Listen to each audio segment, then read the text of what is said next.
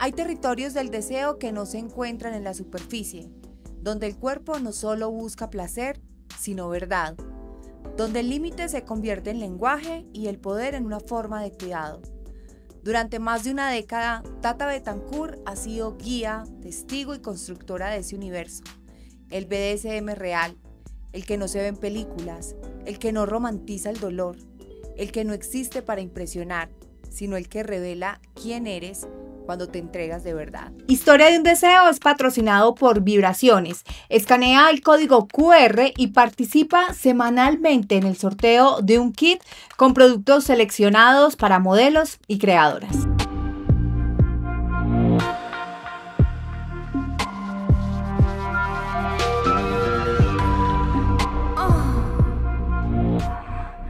Tata, bienvenida a Historia de un Deseo, un podcast en colaboración con Acalorados, que tú también conoces, Acalorados, que es un podcast de toda la industria y de creadores y de modelos. Entonces estamos haciendo una colaboración. Me imagino que ya estuviste también en Acalorados, ¿o no? Sí, hace Obvio. Unos 2 o 3 años más o menos. Eso me estaban diciendo, ¿cuál Tata? Sí, ella ya estuvo acá. Sí.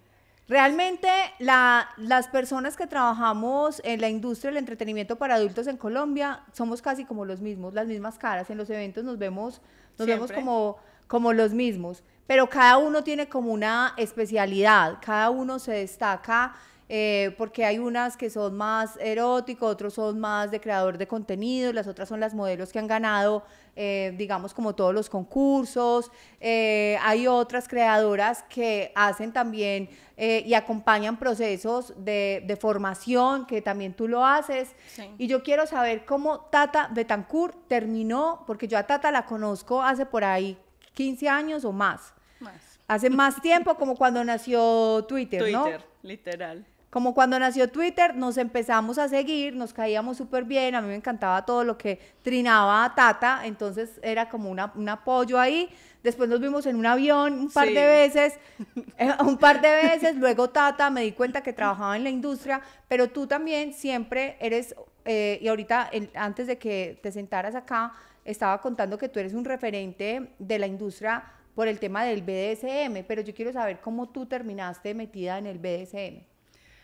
La verdad, por curiosidad, pues yo simplemente entré a una, ¿puedo decir marcas y eso? Sí. Ok, entré a la sala de chat de Guía Cereza, que tenía puntualmente una sala de fetiches y BDSM, y yo, ay, ¿qué fetiches tengo? Y me gusta cómo se ve la gente con la ropa pegadita, y ya. Y empecé a ver que ahí decían señor, señora, y yo me reía porque pues mi carácter es fuerte, o sea, quien me conozca sabe que mi carácter es muy fuerte, entonces yo como, ahí conocí a alguien y bueno, y él me empezó como a entrenar y yo... Como en un foro, o sea, entraste a una comunidad de BDSM y empezaste a tener amigos. Era una sala de chat. Ajá. Entonces empezamos pues como a interactuar y eso, pero pues, o sea, de verdad que eso fue, y y él empezó como a darme instrucciones y yo me le reía. Como que yo no me lo empecé a tomar en serio hasta que fue el primer encuentro, donde literal, como yo empecé como sumisa, él me dijo todo el protocolo que debía tener y yo como que, ok, pues de hecho tuvimos una videollamada y él tenía una camisa de color muy clarito, yo perdón, por eso yo no soy capaz de tomarte en serio, sino con una camisa blanca. Sí, pues o sea, la tenía rosadita y él, dígame señor, y todo rudo, entonces yo como que nada que ver. Pero cuando ya nos vimos y él súper serio, pues como quien dice, ¿qué te pasa? ¿Por qué no estás obedeciendo? Yo como que le quedó grande, vea, a mí eso... porque a mí me retan y, mejor dicho, entonces yo, para nada, y ahí sí, pues me puse la 10, empecé que correrle la silla para que él se sentara, esperar a que él me diera el permiso para sentarme, fuimos caminando a comprar un juguete para azotarme, y yo me quedé esperando como la parte sexual, una parte sexual que nunca llegó, porque literalmente, pues el BDSM... aunque es un placer muy grande y es erótico, no está implícito el sexo. Entonces, él ese día... O sea, todo ese protocolo porque eso también calienta, pues, Sí. como esa parte de alguien dominante que sabe, y luego como que tú pensabas que iban a llegar después de eso a tener el super sexo y no, te dejó ahí como, bueno, chao. No, pues me azotó la espalda y yo ahí tuve un subspace. El space es como el orgasmo sensorial dentro del BDSM y sub porque pues era la parte sumisa en ese momento.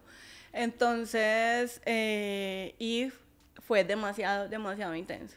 Entonces, y yo después como que bueno, o sea, el máximo acercamiento que teníamos era que yo le hacía sexo oral o que yo le entrenaba a sus sumisas, de resto no. ¿Y cómo le Entonces, entrenaba a sus sumisas? O sea, él tenía más acompañantes ese día. no, ese día no, pero conforme fue pasando el tiempo, él ya tenía una sumisa y yo fui subiendo como de rango, porque yo Ajá. empecé, yo fui sumisa alfa, que es como la que lidera o dirige las otras sumisas. Entonces iban llegando como prospectos de sumisa y él me decía como que bueno, entrevístela a ella a ella a ver si tiene potencial. O bueno, me gusta ella, encamínala hacia esto. Y yo como que, ok. Tata, ¿cuáles son las características que tiene que tener una sumisa? Porque yo, por ejemplo, también estuve hablando hace poco con Mauricio, que también lo vamos a tener próximamente acá. Ay, qué bien. Y yo le decía, yo tengo un carácter muy fuerte y creo que tengo una personalidad muy dominante porque es parte o sea, soy yo así. Yo no puedo imaginarme que yo llegue y que llegue alguien y me amarre y me pegue y me azote, yo creo que yo lo insulto. O sea, yo creo que yo no podría soportar eso. Como tú, si tú también dices que tienes un carácter muy fuerte Sí. y ahí todavía tú no sabías que apenas estabas entrando como a este mundo, cuando alguien te dice como siéntate, tráeme eso, hazme sexo oral, o sea, como en ese tono demandando, tú como no te enojaste, o sea, ¿cuál es la personalidad que tiene que tener entonces una sumisa? Tienen que tener carácter fuerte. ¿Ah, sí? Sí, claro. Una persona que no sepa qué es lo que quiere, simplemente va a llegar un pseudo dominante, va a trapear el piso con ella, hacer y deshacer. En cambio, si tiene el carácter fuerte y sabe identificar límites y sabe decir no y sabe hacerse respetar, obviamente, pues con educación y todo, va a tener como muy buen éxito dentro del BDSM porque pues es que el BDSM no es para débiles, ni como sumisos ni como dominantes. O sea, suele haber muchas personas que camuflan como su carácter fuerte en dominación, pero va uno a ver y son súper débiles. Y yo ya lo he experimentado con un par de personas. Entonces, en realidad, camuflan como esa debilidad en grosería, en prepotencia. Y no, es que tiene el carácter muy fuerte. No, es un grosero de mierda, básicamente. Ok, o sea, estamos súper equivocados con todo lo que hemos pensado que es el BDSM. O Sí, sea, claro. súper equivocados, no tenemos información. Porque cuando a ti te dicen BDSM, es la práctica, obviamente esto viene desde el porno, ¿cierto? Sí. Que el porno, yo siempre he dicho que el porno fue como nuestra primera escuela y educación sexual. Está súper mal. Pero así fue como nosotros aprendimos de la sexualidad, fue viendo porno. Entonces uno ve y uno asumía que lo que veía en las películas, eso era la vida real. Entonces es muy distinto, obviamente. Y lo que uno ve en el cine de BDSM es eso, es como mucho látex, muchas pisadas y mucho juego, pero no hay lo que pasa es que también vemos cosas comerciales. Me imagino que el cine porno, BDSM, real, como de colección, es otra cosa donde la gente que entiende del tema tiene muy claro como los roles y los límites. Entonces yo siempre he pensado que las personas que son dominantes dentro de una práctica de BDSM es eso, es como alguien que hasta lleva toda su vida, siempre es así.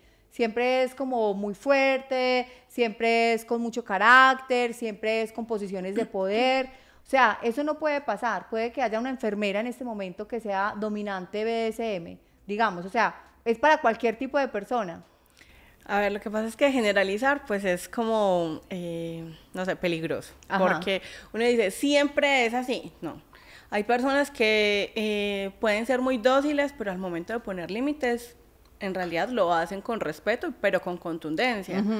Pero en esto es importante básicamente como conocerse y cuestionarse todo el tiempo, porque es que el BDSM no es como, digamos, el sexo convencional, que ya en el sexo convencional está todo dicho, Ajá. mientras que en el BDSM uno nunca deja de aprender. Entonces, por eso, por ejemplo, cuando yo enseño, yo siempre separo en transmisión es esto, en la vida real es esto, porque cuando muchas veces llegan creadoras de contenido y se topan con sumisos de verdad, hay un choque impresionante. O lo mismo cuando hay practicantes de BDSM, pues, por ejemplo con las dominantes, que quieren actuar de la misma forma en transmisión o en creación de contenido como lo hacen con sus sumisos, y pues no es así, no funciona de esa forma, básicamente porque pues estás facturando, y si tu idea es obviamente tener buenos ingresos y buenos números, tenés que adaptarte, mientras que cuando uno está en una relación BDSM así, se negocian ciertas cosas, pero no todo, entonces hay unos límites claros. Entonces, básicamente esto lleva años, o sea, décadas, siglos, con respecto a lo que es el BDSM. O sea, el Marqués de Sade, por ejemplo, de Sade, de ahí viene el sadismo. Entonces, es esa curiosidad del ser humano por explorar la sexualidad de una forma diferente. Y cuando uno empieza como a explorar y a darse cuenta que no, la sexualidad no era lo que nos decían, que también estaba el erotismo y la sensualidad, entonces ahí uno empieza como a cuestionarse muchas cosas. Una persona que sea de carácter débil y que solamente sirva para obedecer, no va a entender de sus propios límites y puede exponerse a una situación peligrosa. Entonces es mejor que quienes lo practiquen tengan esa como claridad de el autoconocimiento, esa curiosidad pues por saber hasta dónde pueden llegar y de siempre tener como claro los límites de una parte y de la otra. Ajá. Y saber que existen también todo un montón de rangos, que tú ahorita decías que hay unas sumisas que son subsumisas o que este es entre... Bueno, tú ya nos vas a explicar bien como esto y definitivamente es informarse.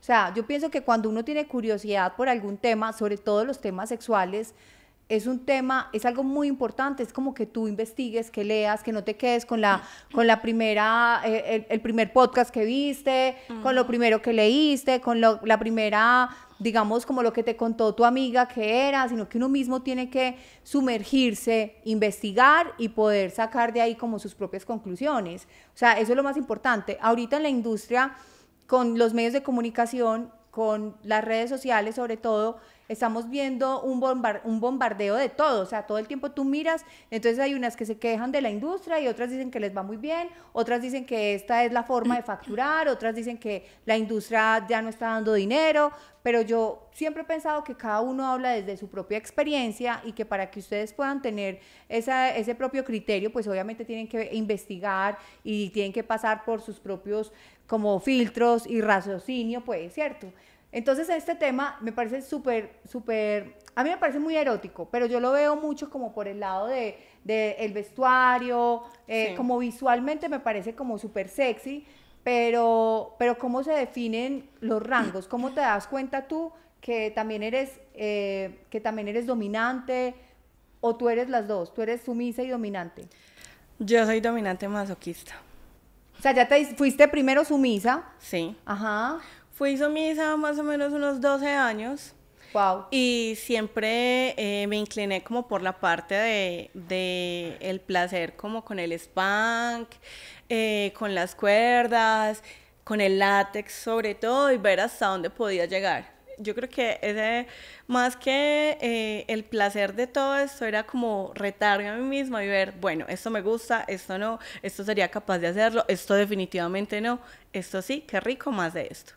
Entonces, resulta que más o menos en el 2021, yo pues tenía como una pareja que era mi dominante y básicamente creo que todo empezó a cambiar con él porque mi necesidad de BDSM era muy alta y para él apenas cuando empezamos a ser pareja, él frenó mucho el BDSM. Entonces era más como tirando a lo vainilla y a mí me hacía falta esa parte dominante que disfrutábamos antes. ¿Qué es vainilla para explicar? Las personas vainillas son como las personas que tienen una sexualidad convencional y una relación romántica. convencional. Entonces, pues con él básicamente la parte BDSM fue, apenas empezamos pues como a convivir, eso fue... Cambió. Totalmente. ¿Y tú creías que ibas a tener ahí como una mazmorra en tu casa? O sea, es lo que uno se imagina de una pareja, los dos BDSM, uno se imagina, pues yo tendría como un sótano así como de prácticas oscuras. Sí, es que, o sea, uno se imagina que al momento de convivir, pues eso es lo que todos quisiéramos. O sea, pues. es increíble, Tata, porque lo que uno piensa, lo que uno sabe de las parejas convencionales, pues yo también obviamente lo he experimentado, es que después de la monotonía, de la rutina, de la convivencia, de lo cotidiano, luego realmente las parejas, la mayoría llegan a un punto donde todo se vuelve muy normal y muy monótono y hay un... Obviamente no tienes la misma intensidad sexual como cuando estabas comenzando, pero se supone que estas prácticas que tienen una connotación tan distinta, que cada práctica y cada encuentro sexual es distinto, ¿cómo puede pasar esto? Exacto. Eso también. Por eso me divorcié. Básicamente por eso me separé. Por eso ya no estamos juntos. Ajá. Porque, pues con nosotros fue al contrario. O sea, a nosotros nos unió como esa intensidad y él ya quería más, como más cositas. Romance. Sí, y desde que esté balanceado yo no tengo problema. Pero si no está esa parte de BDSM implícita, para mí, pues no hay un desbalance completo que me aburre. O sea, tú no podrías estar con un hombre vainilla. No. Obvio no. No. Y de hecho, desde eso pues yo no he tenido relaciones de pareja.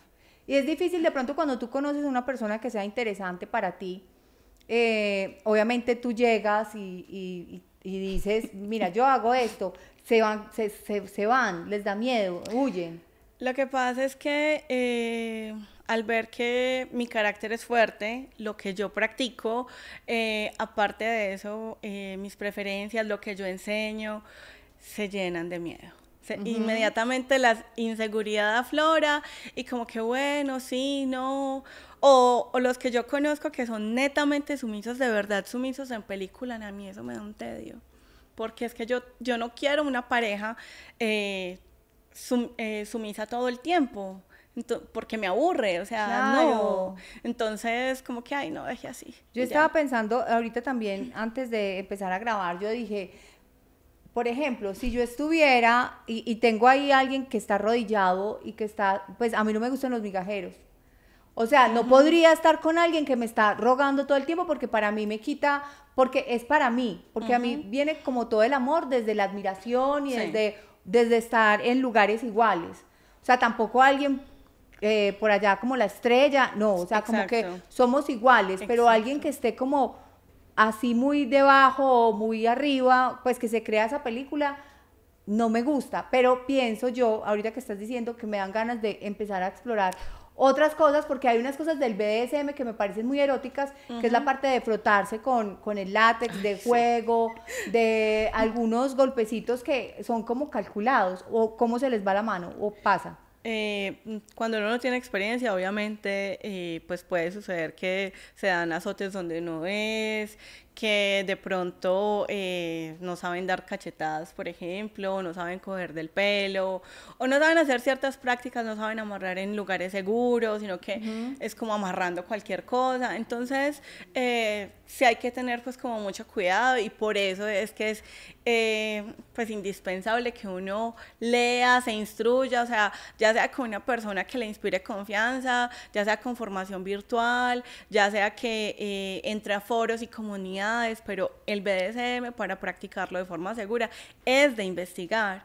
Entonces, cuando uno muchas veces llega y está completamente como a la expectativa y curioseando y jugando nomás y como que, bueno, pues yo creo que es así y no sé, pues no se lo toma en serio ni tiene como disciplina o que le da vergüenza pedir pues como indicaciones, realmente el progreso que va a tener dentro del BDSM es muy poco o nulo, porque eso es súper importante pues como tener en cuenta los pros, los contras, las posibles consecuencias, los posibles riesgos, todo. Cuéntanos eso, los pros, los contras, tú por ejemplo, ¿cómo te has descubierto a ti? para mí, yo pienso que la sexualidad, siempre lo he pensado, como en cada individuo, es una forma de crecer. O sea, para mí, mi sexualidad, vivir mi sexualidad de una manera plena y satisfactoria, es una forma de autoconocerme. Yo me he conocido muchísimo y he crecido muchísimo a través de mi propia sexualidad, o sea, conociéndome a mí, qué me gusta, mis límites, qué no quiero, qué quiero, qué me permito experimentar, y de pronto experimento y luego a partir de ahí digo, no, esto definitivamente no. Entonces, para mí la sexualidad es una forma muy importante, pues, del ser humano de crecer, es súper importante. ¿A ti cómo te ha ayudado esta práctica a descubrir otra Tata que estaba ahí? ¿O has llegado a unos puntos o sea, has viajado como en tu vida, en tu sexualidad a través de esta práctica del BDSM? Pues es que en realidad cuando yo tenía sexo convencional yo decía, esto es todo y no más. Y como que a mí me hacía falta más. Y lo tenía muy claro.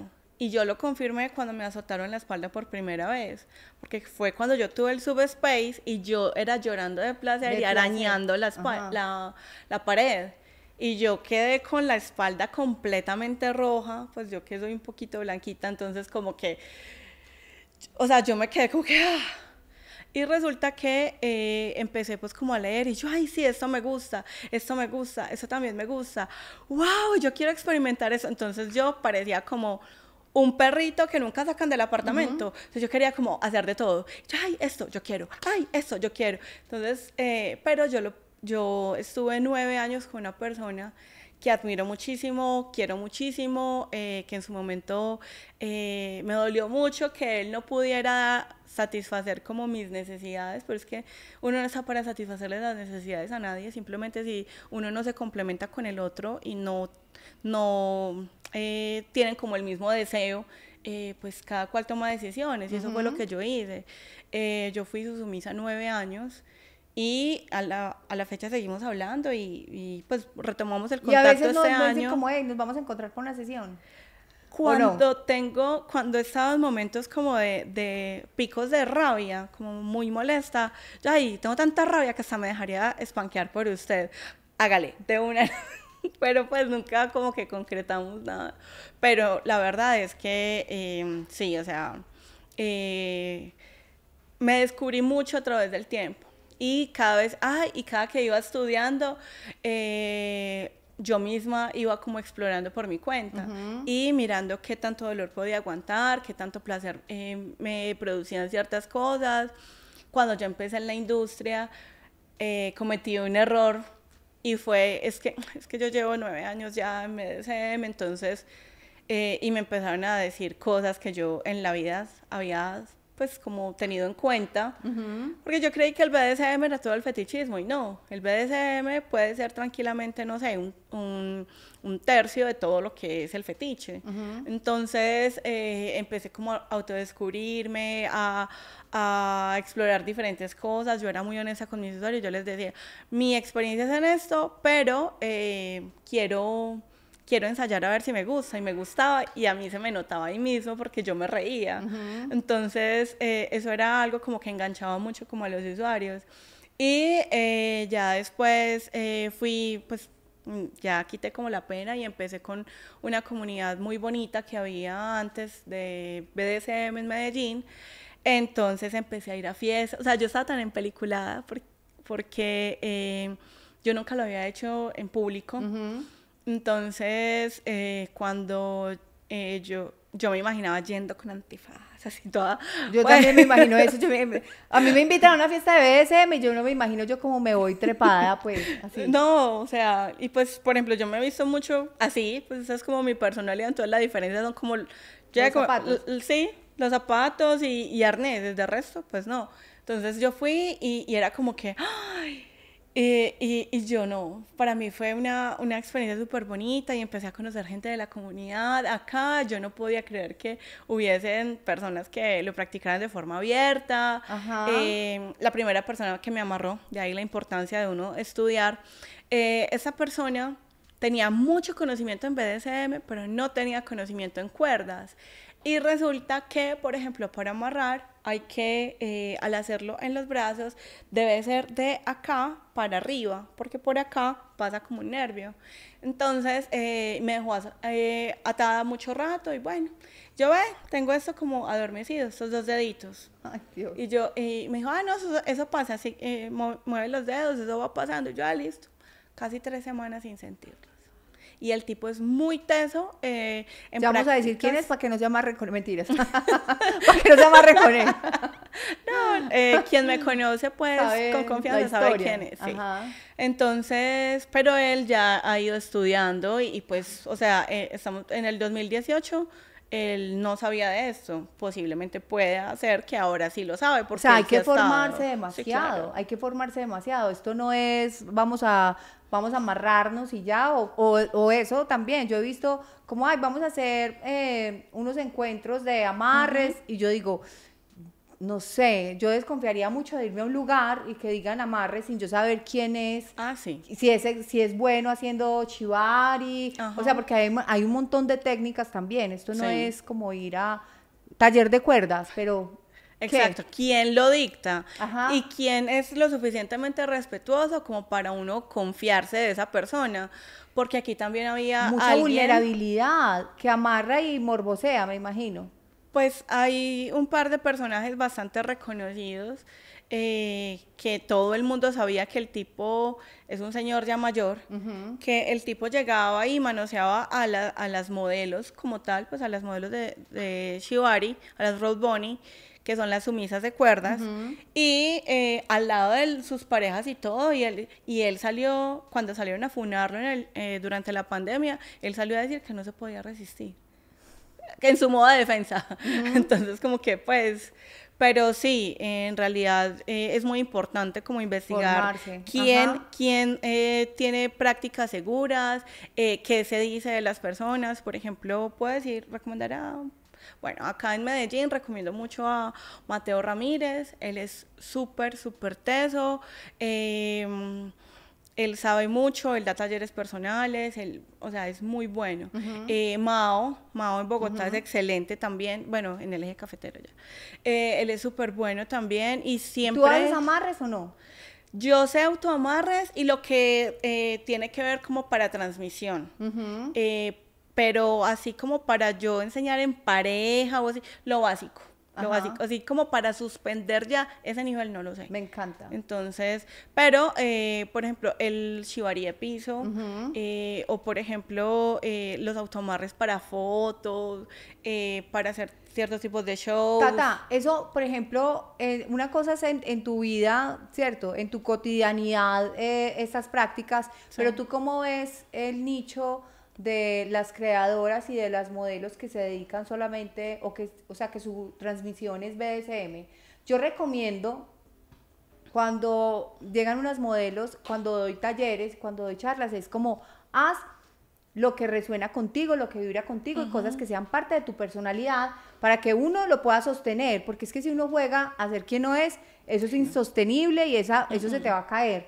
Entonces pienso que cuando tú haces cosas que van en contra de tus límites y de tu personalidad, es cuando después te vas a arrepentir, caes en depresión, es porque, ¿qué hiciste? Es que me puse a hacer sadomasoquismo porque una amiga me dijo, y yo digo, o sea, si tú no lo estás disfrutando, además que se siente en una transmisión, se siente en unas fotos, se siente en una producción, cuando alguien está aburrido, cuando está como obligado, es como, se les va como el espíritu, el alma.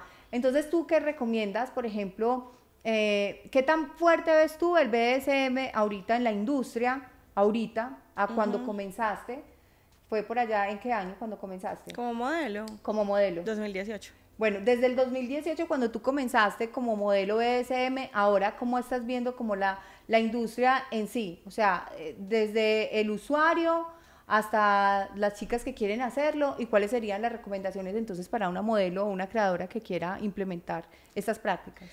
Bueno, pues el avance ha sido muchísimo porque, por ejemplo, o sea, yo primero salí del closet BDSM y luego salí, pues empecé como modelo y salí del closet webcam, casi que fue al mismo tiempo, porque es que a mí no me gusta esconderme. Vos sabes que yo siempre he sido al toro por los cuernos y lo que venga, pues es que así soy y al que no le gusta, pues sorry.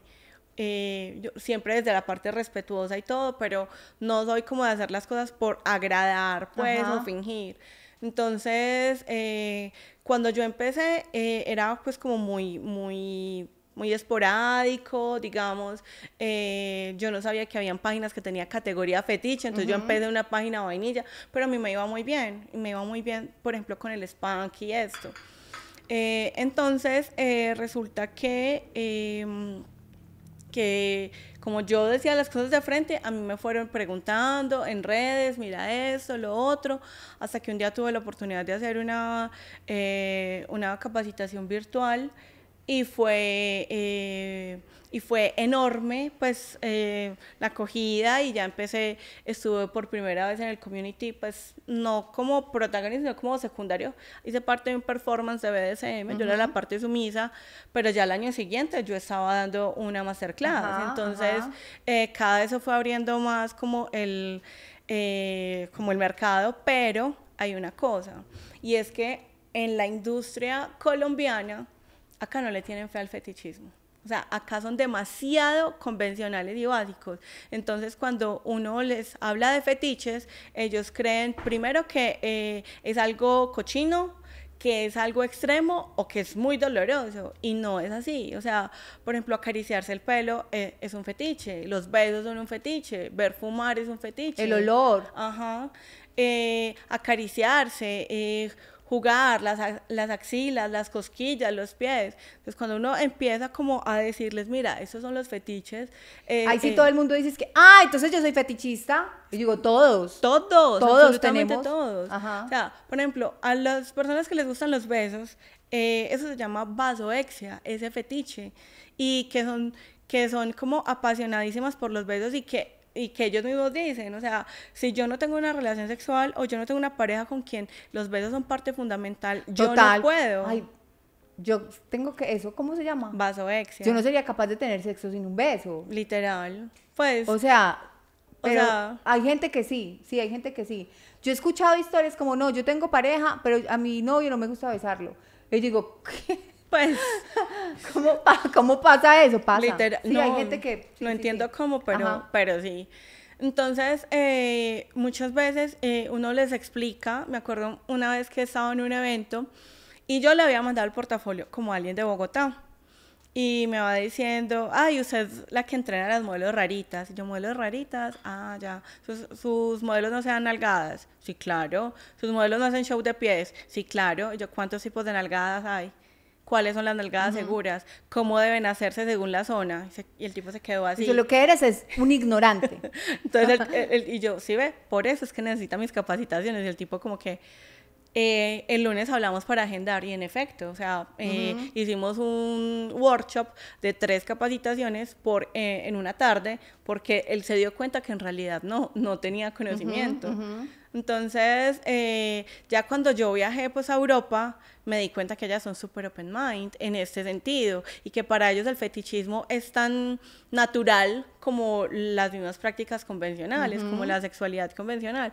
Entonces, acá son muy cerrados con ese tipo de cosas y por ejemplo, en los mismos estudios hay como una resistencia a que las modelos exploren por ese lado, cuando es uno de los Porque mercados. les da miedo. Yo siento que es mucho miedo como, ay, no, es que de pronto se va, es que esto está vendiendo y vende así, entonces no nos atrevamos a hacer como esos cambios porque de pronto perdemos los usuarios que están.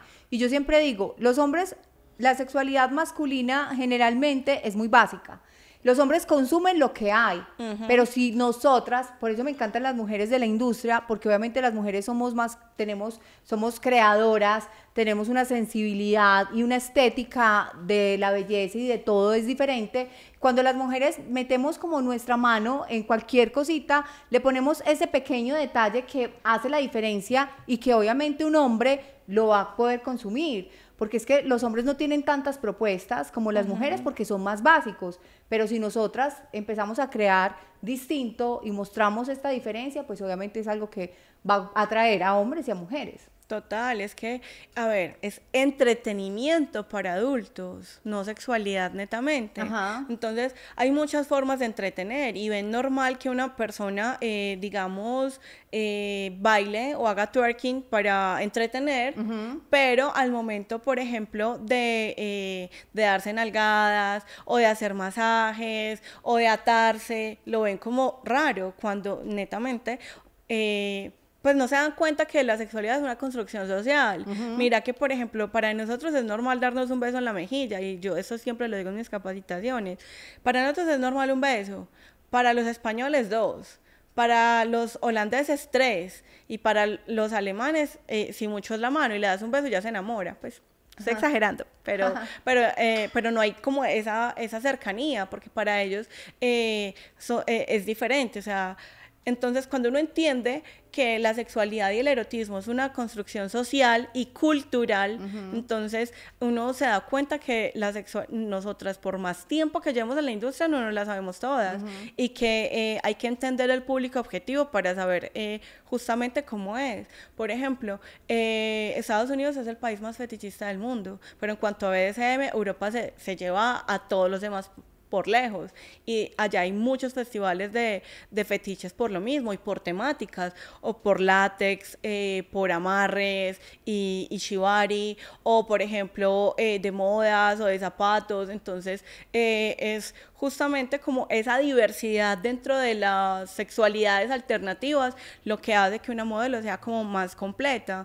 Cuando una modelo tiene, por ejemplo, en su perfil la palabra o la frase fetish friendly, ahí está diciendo puntualmente que es amigable con el fetichismo, que es abierto, aunque es convencional, es amigable con ese público que busca prácticas más específicas y que no son tan sexuales, porque es que una modelo fetichista no se desgasta tanto como una modelo convencional, que es totalmente explícito y ya. O sea, es como, ¿qué más hago? Literal. O sea, ¿y qué más hago? O sea, si ya se masturbó en toda una transmisión, ya se puso este juguete, el otro, y es como, espérate, estamos arrancando transmisión y ella ya tiene la fucking machine, ya tiene todo, es que como, ¿qué más hago? Y yo digo también, es que tú tienes que saber llevar una transmisión, y todo es parte de, o sea, la primera parte es tan importante como la última, es modelar tu ropa, tus juguetes,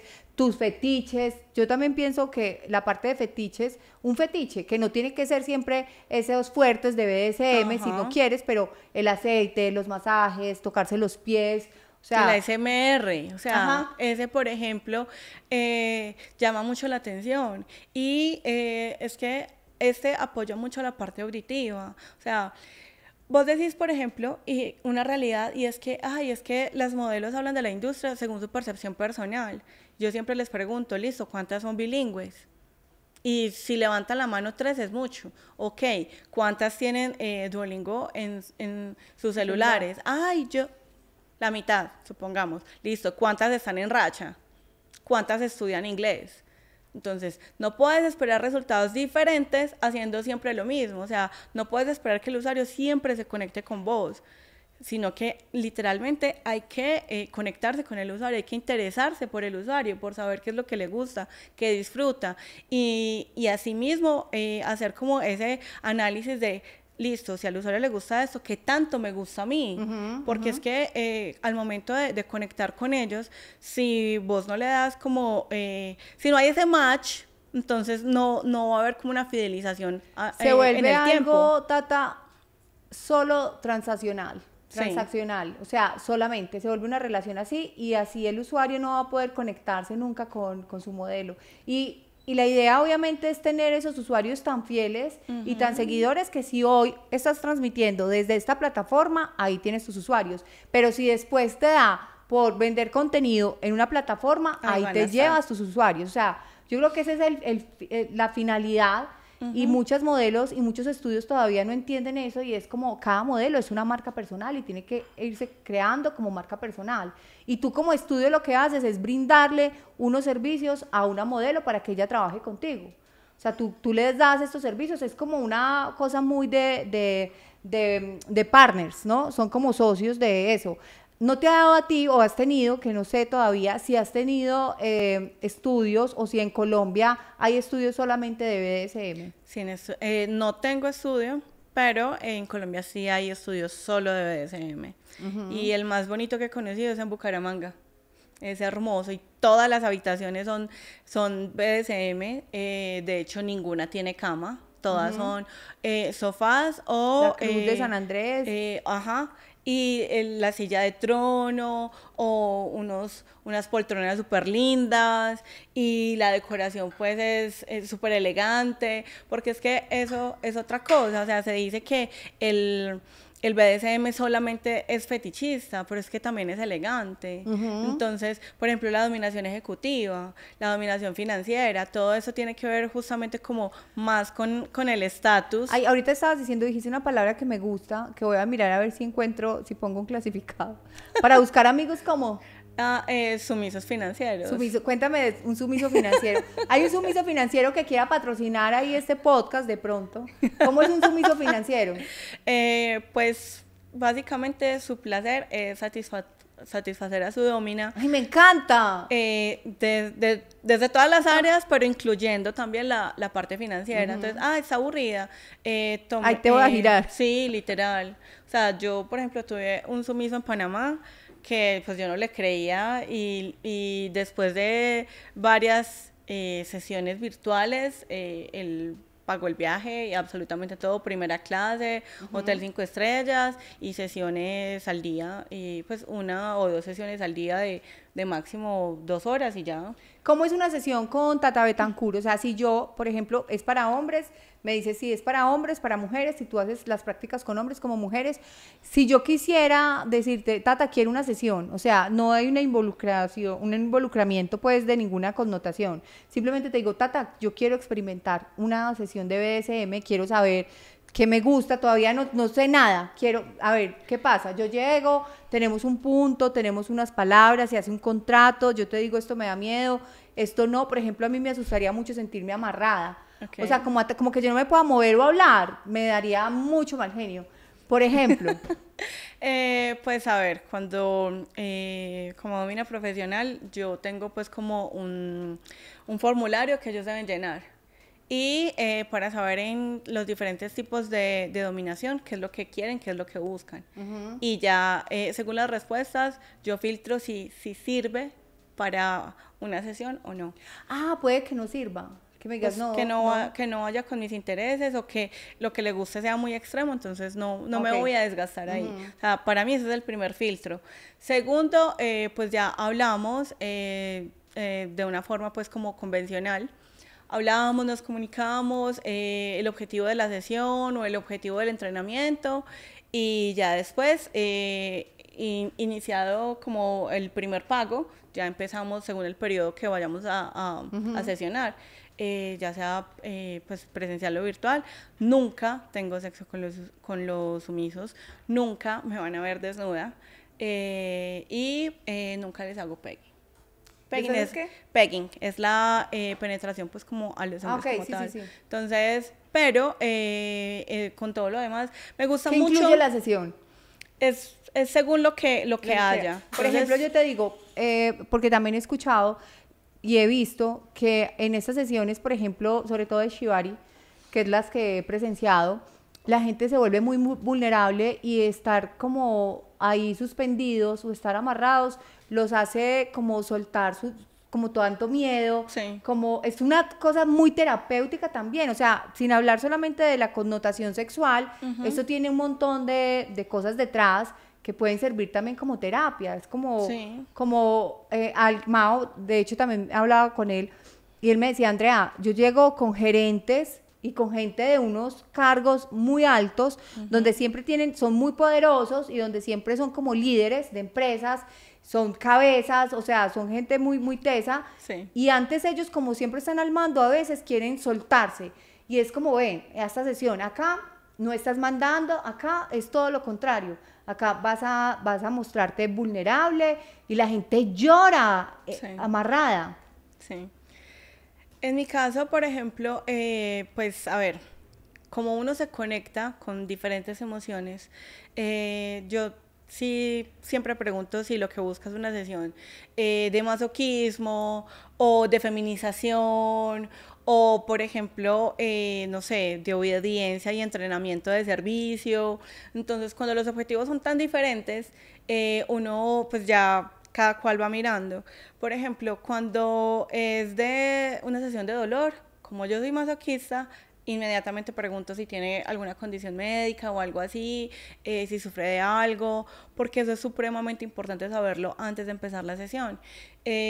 Por ejemplo, en mi caso yo tengo fibromialgia y para mí una sesión de dolor es una terapia de choque necesaria. O sea, yo puedo estar días en la cama de dolor, no tomo la medicación porque no me gusta estar a medio asta, no me gusta estar como... no me gusta consumir nada que me altere los sentidos. O sea, entonces, cuando estoy así como con crisis, una sesión de dolor es lo máximo porque me ayuda mucho como a que se nivele la parte del sistema nervioso. Y asimismo entiendo a quienes tienen como esas necesidades. Entonces uno habla con ellos y de acuerdo como a lo que quieran. Por ejemplo, la última sesión que yo tuve fue con un alemán donde literalmente pues él vive en una isla y viene de vacaciones a diferentes partes de Sudamérica. Y estuvo acá y quería, quería que lo amarrara. ¿Qué es lo que sí? La feminización. Entonces quería una sesión de feminización, de servicio, que lo amarrara y que lo exhibiera. Y fue genial. O sea, literal, fuimos a diferentes restaurantes, él sabía el protocolo, él siempre pues estuvo como a cargo de todo. ¿Eso es distinto al travestismo? Sí, claro. Es más como, él disfrutaba como soltarse y vestirse como mujer y sentirse como una perrita. Pero él dice, yo no me metería con un hombre, no me gustan, no me excitan, no me atraen los hombres, solo me permito disfrutar de ese lado de la sexualidad con alguien que me inspire confianza. Y yo, entonces, en Alemania, por ejemplo, tuve una sesión con un tipo que está... es alguien que trabaja como en el Ministerio de Finanzas o algo así, no me acuerdo el nombre exacto, pero sí está en el ministerio allá es un economista súper teso, y él empezamos a hablar desde Colombia y él me dijo, yo me suelto con vos porque primero no vivís acá, y segundo, lo que hablo me transmite la confianza como para yo entregarme y dejarme ver en estado súper vulnerable. Y yo le sugería una cosa y él ya tenía 6 sugerencias para esa situación. Entonces fue una sesión muy bonita porque él lloró. O sea, él se vio vestida, bueno, de mujer y con las prótesis y con pelucas, y cuando por fin dio con el color de la peluca y con el estilo que le gustaba, él era llorando. Y le decía, es increíble que yo viva en una de las ciudades más fetichistas del mundo y yo no pueda salir y ser yo porque... Por la confianza. Pues primero por su familia, segundo por su trabajo. Entonces, y cada ratito me pregunta, ¿cuándo vuelves? ¿Cuándo vuelves? ¿Cuándo vuelves? Porque él dice, la próxima vez que vengas sí voy a aprovecharte. Porque la primera vez que sesionamos, le dio mucho miedo todo lo que le gustó. Entonces, como que le daba miedo que se volviera una necesidad, pero en realidad fue un disfrute y yo estuve súper pendiente, pues hay algo que se llama aftercare, que son como los cuidados después de la sesión. Yo estuve pendiente como 5 días de su recuperación y todo súper bien. Y yo... Tata, pasa de pronto que llega alguien y se obsesiona contigo, Sí. que se obsesiona con su ama, sí. El de la isla se quería venir a vivir acá. ¿Cómo manejas eso con tu vida también? O sea, tu trabajo, tu profesión, que además en el medio, como les estaba diciendo también ahorita, pues Tata es muy conocida y es reconocida porque es pues como de las personas más influyentes del BDSM en Colombia y ya pues en el mundo. ¿Cómo haces tú también con tu vida familiar, con tu vida personal? Porque igual esto no se vive todo el tiempo. Pues a ver, yo con mi mamá sabe. O sea, desde mi primera relación sexual, yo le dije, anoche pasó esto, esto y esto, y usted, ¿por qué me cuenta? Eso hace parte de su intimidad. Y yo no, porque yo soy la oveja negra de mi casa, entonces algo que yo no te haya dicho no lo hice yo. Así de sencillo. Ok. Le dije también cuando yo sospechaba que era bisexual. Entonces cuando empecé a practicar BDSM también le conté, perdón, le presenté al que fue mi amo durante 9 años. Y bueno. Mami, mira, él es mi amo. Sí, más o menos. Hola, ¿cómo estás? Mira, y te presento a mi amo. Entonces, señor, le presento a mi mamá. Entonces, bueno. Y ya cuando yo empecé a dar conferencias, para mi familia, ahí como yo las doy, no solamente, pues yo entreno estudios y esto, pues no solamente entreno en Medellín, sino pues en toda Colombia, yo viajo a dar tour de capacitaciones. Yo ay mami, te quedas con mis princesas que voy a viajar. Ay, ya voy a ir a putear. Entonces, y como yo me iba con una maleta de juguetes y la otra de ropa, y la de ropa era más pequeña, entonces, claro. Obvio. Entonces, ya cuando me vieron en una nota que hizo un medio de comunicación por el último community que se hizo acá, que fue un periodista que estuvo en 2 de los 4 masterclass, ya entendieron que era lo que yo hacía, entonces ya como que profe. Sí, ya como que le bajaron ¿Qué hace tu un mamá? poquito. Es profe. Entonces, no, con mis princesas, por ejemplo, o sea, todo lo que es referente al BDSM se mantiene bajo llave en la biblioteca de la casa. Y, por ejemplo, cuando me ven en látex, ay, mami, tan bonito. Y yo, ¿cierto, mi amor? Esta ropa es hermosa. Ay, mami, tus tacones tan lindos, ¿cierto? Que yo me quiero poner muchos tacos. Claro que sí, mi amor, cuando estés grande y ya. Entonces, cuido mucho mi lenguaje en presencia de ellas. Y, por ejemplo, al momento, pues, como de decirle, mami, me preguntaron en el colegio, ¿tú qué hacías? Y yo no supe qué decirles. Yo, mi amor, básicamente di que soy coach de empoderamiento femenino. Pues que eso es. Exactamente, o sea, ajá, sí. Considero que o sea, como esa malicia se la pones del adulto. Sí, y se la ponemos nosotros desde casa, también sí. Porque yo también soy mamá y también me tocó vivir, ya obviamente mis hijas están grandes, pero también me tocó vivir toda esa etapa donde uno decía como, ¿qué son tus papás? ¿Qué hace tu mamá? Y era como, y yo digo, ¿pero qué hago? Nada. Trabaja en la industria para adultos.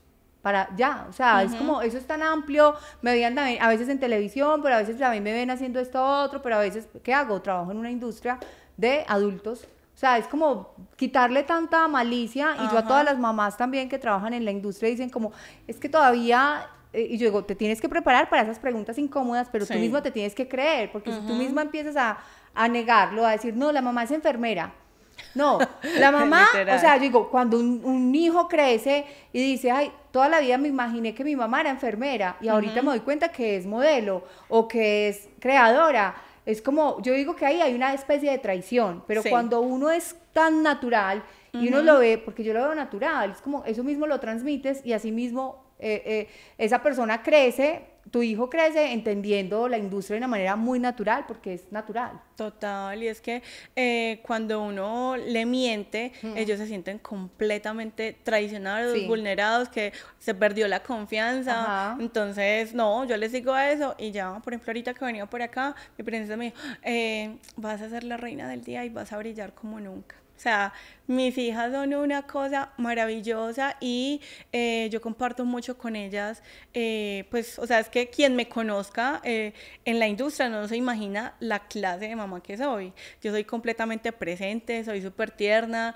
o sea, las pijamas, mis pijamas son de muñequitos, yo muchas veces transmitía y era con babuchas de no sé, Chococat, o sea, soy muy, pues, como de extremos o de personalidades. No, yo pienso que las personas... Es un complemento. Claro, Tata, y las personas que son maduras, entendemos que una profesión, que cuando tú ves, por ejemplo, el gerente de esta empresa está con un traje, porque ese es su traje para trabajar, pero luego tú lo ves un fin de semana jugando fútbol o lo ves en el gimnasio no sé, o lo ves un fin de semana en una fiesta normal con otro tipo de ropa y otro tipo de comportamiento, porque hay que entender que una cosa es el trabajo Sí, y otra total. cosa es tu vida familiar o tu vida personal o tu vida espiritual o tu vida intelectual, pues todos tenemos muchas vidas. No, total. Y es que, por ejemplo, cuando yo he salido con mis hijas a centros comerciales, a veces, ay, tú eres Tata, ¿cierto? Tú me amarraste.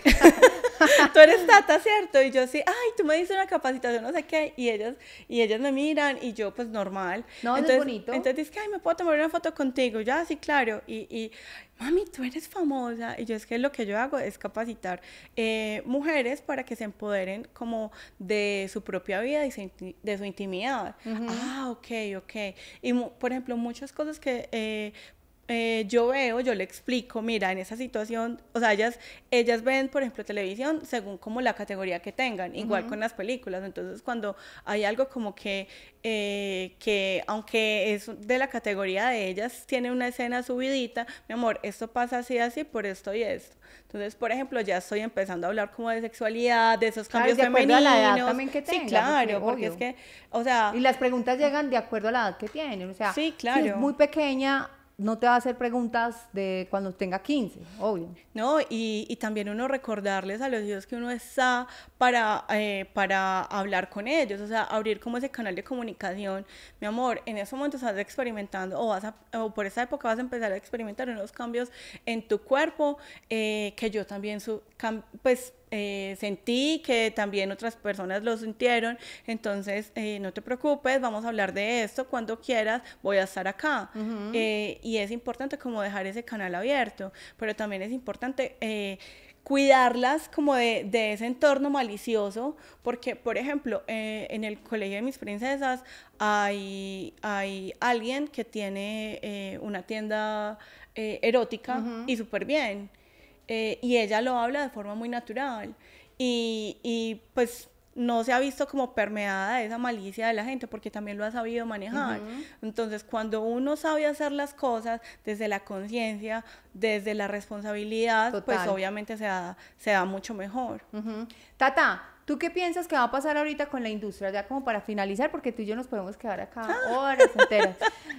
¿Qué piensas que va a pasar con la industria, con todo lo que está sucediendo ahorita, con la inteligencia artificial, con los estudios que todavía siguen operando como en el 2010, o sea, no han evolucionado, hay muchos estudios que todavía les da mucho miedo entender que la industria está cambiando y que tenemos que irnos adaptando, que ya las modelos no quieren turnos larguísimos de una transmisión, que ya las modelos también quieren ser creadoras, que viene y que la gente tiene miedo con la inteligencia artificial. ¿Tú qué piensas de eso? Básicamente, si la industria, si los estudios siguen como con la misma rutina de sexualizar todo, va a ser fácilmente reemplazable. Porque es que boobies tenemos todas las mujeres, pues. Vagina, nalga, pues, boca. ¿Qué es lo que vas a ofrecer vos que te hace única? O sea, ¿cuál es tu toque personal? Por ejemplo, dentro del BDSM, un punto fundamental es la dominación psicológica. Y sin una buena dominación psicológica no hay una buena sesión en general. Entonces, eso mismo pasa en la misma industria. Si no le pones corazón, si no le pones personalidad a ese performance, a ese alter ego, vas a ser reemplazable así. Ah, mira, es rockera, hay un montón de rockeras. Mira, le gusta el fútbol, hay un montón que le gusta el fútbol. O sea, ¿qué es lo que de verdad, cuál es tu chispa? ¿Qué es lo que te hace resaltar del montón de modelos que digan, con esta me quedo, no me importa que la inteligencia artificial la haga más voluptuosa, más mamacita, le cambie esto, le mejore esto? O sea, uno tiene que ser única para que los usuarios de verdad entiendan que no hay inteligencia artificial que valga. Y yo creo que parte de esto es que los estudios respeten la personalidad de sus modelos, porque cuando no lo hacen, cuando se dedican a fabricar productos en masa, lo que hacen es que básicamente se puede reemplazar así, en masa. Creo que está pasando eso ya, que Sí. tú ves, entras a una sala a una sala de una página a una página y ves todas igual. O sea, es como lo mismo, pero una más gordita, la otra más morenita, la otra pelirroja, la otra blanca, pero estás viendo absolutamente el mismo tipo de transmisión. Todas con lencería, todas con... O sea, el mismo juguete. Ajá. No, y por ejemplo, yo les decía, yo les digo a las modelos, mira, si vos no tenés como un conocimiento de tu perfil, no te pongas a improvisar. Por ejemplo, llegan y se ponen a comprar 15 dildos, 8 tipos de juguetes anal, o sea, mira, y tengo el unicornio, y tengo el tentáculo, y tengo el del calamar, y un usuario no te va a decir eso, al usuario no le importa el calamar, al usuario no le importa el dildo de Batman, a menos que seas una creadora de contenido geek, cosplayer, donde de verdad tengas ese conocimiento como tal.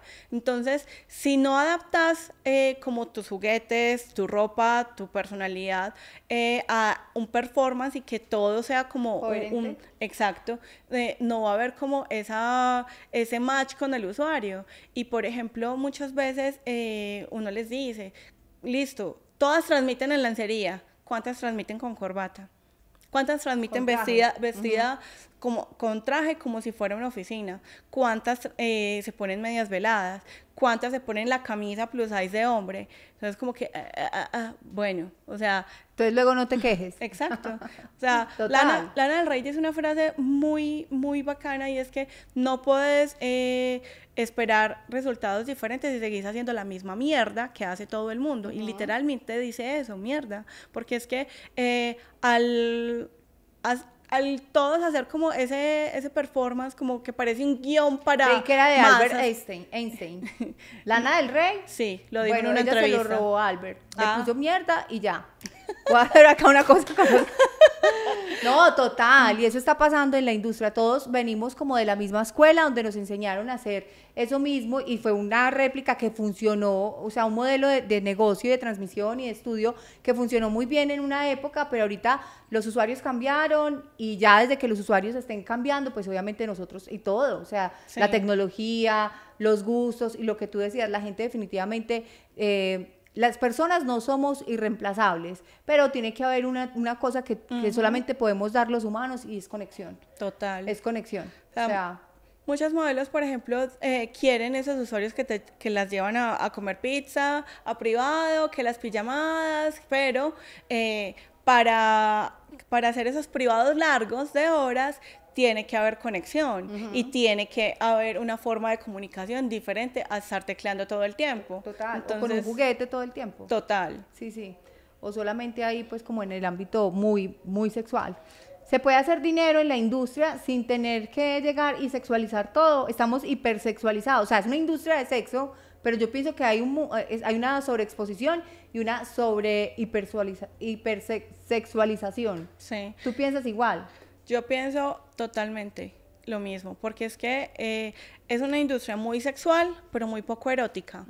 Es muy explícita, pero muy poco sensual. Entonces, cuando, por ejemplo, le das al usuario ya netamente lo explícito, como que ese misterio se va, ese coqueteo, ese flirteo que muchas veces necesitan, porque si bien muchos quieren como algo de momento así rápido, no todos buscan lo mismo. Entonces, cuando no escuchan a los usuarios, ellos simplemente van para donde quien sí los escucha de verdad. Tata, muchísimas gracias por habernos acompañado en este episodio de una colaboración de el podcast Historia de un Deseo y Acalorados.